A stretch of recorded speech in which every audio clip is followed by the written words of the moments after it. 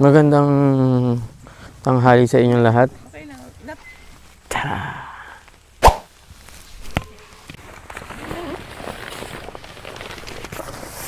Tara! Bigat.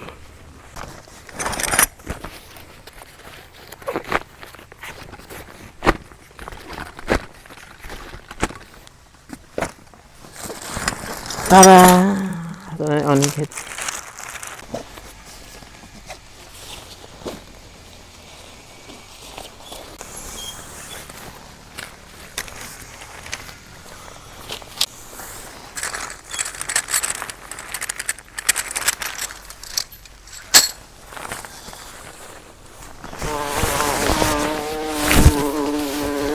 Huwag ko lalaban. Uy! Parang may kumagat sa akin. Sheesh. Ano to? Saan ang bukasan? Yari tayo dito.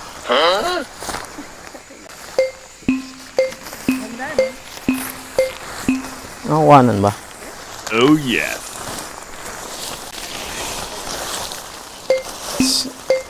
So ang laki niya guys. Hindi ko pa maintindihan kung paano siya buklatin. What?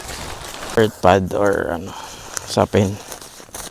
I'm not sure. May SOS siguro to.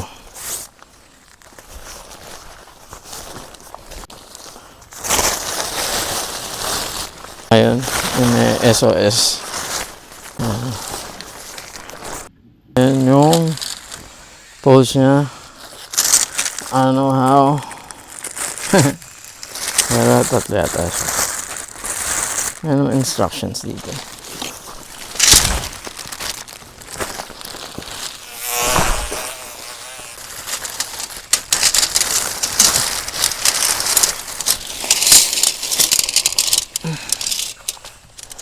Ang kapal ng pulse niya, in fairness.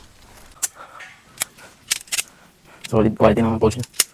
Tapos, itong meron siyang maliit na black. Na mas mababang part. Ang lalaki ng pegs niya compared sa ano, sa ADV. Ayan. Ito, kaya tayong para dun sa main line, tatlong to.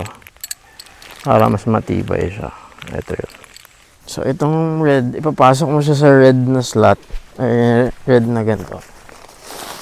So, hindi ka malilito. Tapos yung black, dun sa black.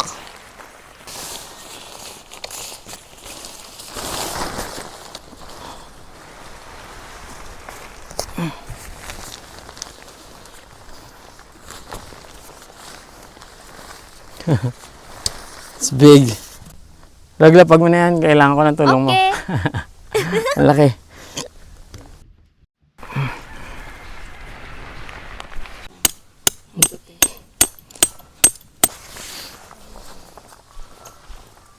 Ito yung sawing kit.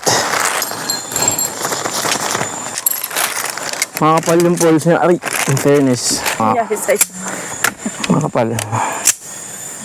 Nanakit ba? Nanakit. Tingin ko dito to eh.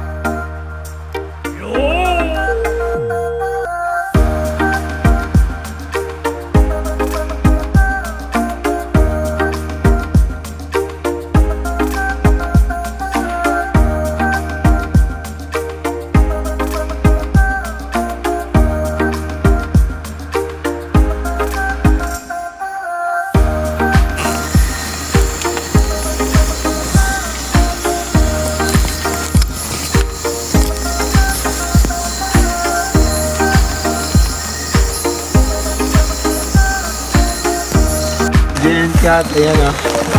Tapos yung extension nandun sa kabila. Extension ng kabila. Say hi daw. D&D.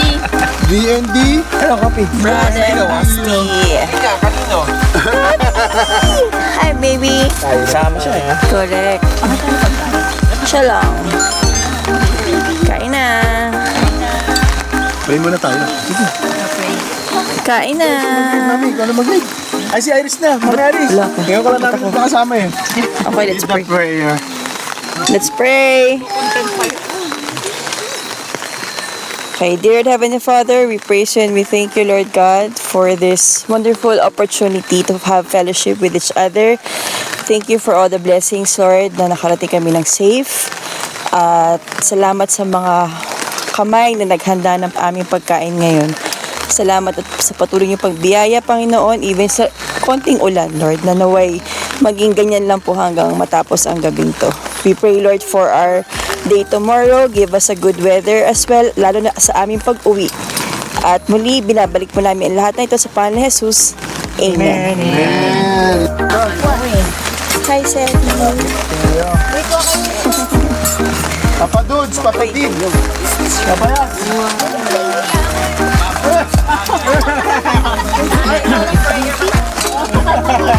That's not called. Okay lang kayo, Jen.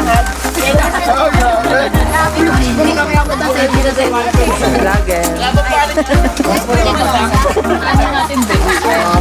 Sorry, puro bang mapakakita May sa bumanat nung ano. Oo nga, nung tiyan na. Wala.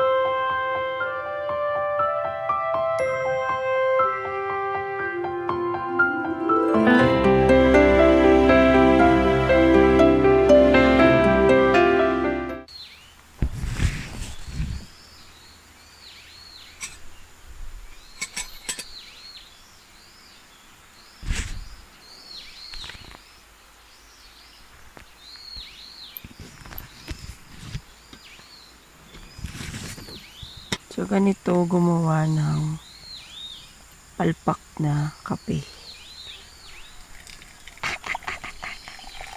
Cheers.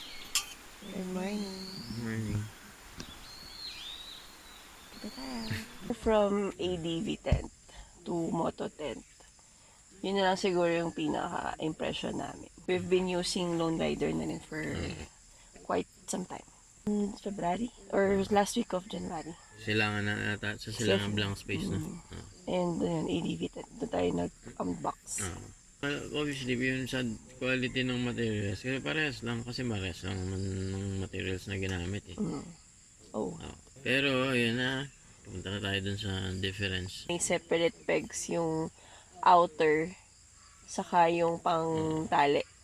Di ba? Mas matibay yung Oo, yun yung para- sa silver na. yung silver, Parang solid ah. siya na stainless steel na pegs. correct. Pero which okay naman kasi nga hindi siya standalone na tent na yung pwedeng kahit walang pegs tatayo na. Kailangan siya ng pegs para fully matayo mo siya. Laki yun. Hindi mo na kailangan mag-pitch ng extra dito tarp or awning. What's new to us, parang we're used to yung paggamit ng mga maliliit na tent o yung mga saktuan lang lagi, yung headroom, yung ito, parang wow. Masarap, nakakatayo ka. Nung tinayo siya ni Ian kahapon, syempre una struggle dahil alam mo yun, first time. But nung nakita niya na yung kung paano yung itsura niya or na-set up niya na yung first, madali inayos lang. niya na, right? Ibon na yun, Oh. Sabi nga ni... Sa buga ng gabi, may papaisip yan. Somebody's out there. Don't hurt me. Please don't hurt me, little bird. Gets mo? Back to regular programming. Meron na siyang sa loob. I mean, hindi mo na siya kailangan ikaw yung magkakabit. So, nakakabit na siya. Oh, so Pero hindi pwede mo namin siya nahirapan. tanggalin. Ah. Pero pwede mo siya tanggalin. Pwede mo siguro lagyan ng cot bed yan pag ayaw mo nitong inner. Kung ayaw mo yung may pula na to, Parang okay ito, lang. tent lang talaga yung may mo, ganun lang. tatayo mo. Ayan. Pero syempre ito si added protection din siya. And then, yung nagustuhan namin yung mga pockets. Kasi pwede kang yung pag mabilisan na lagay ng item. Yung awning kit niya, ang ganda, ang slim kasi, hindi katulad ng mga typical na nabibili natin na aluminum o rod.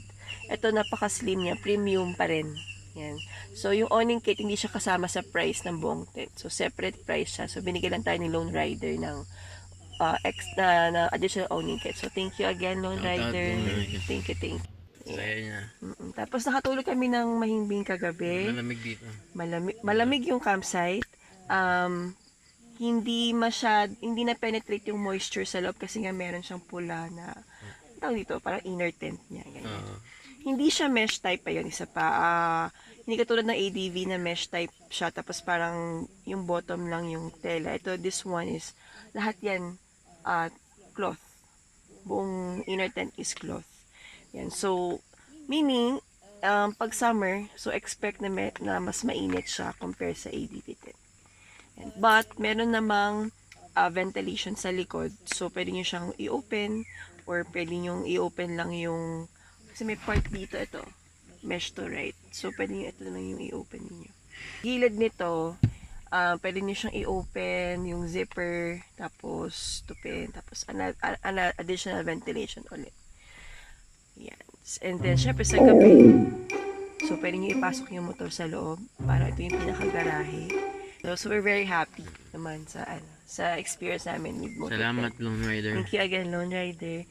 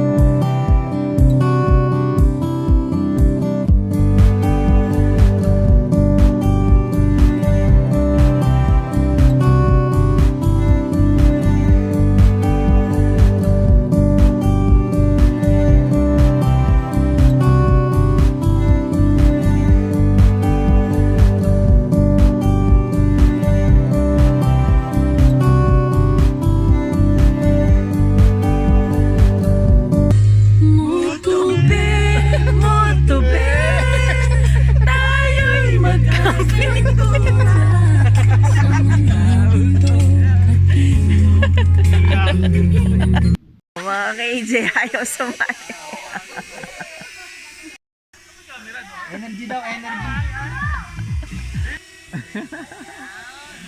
Gitu ya.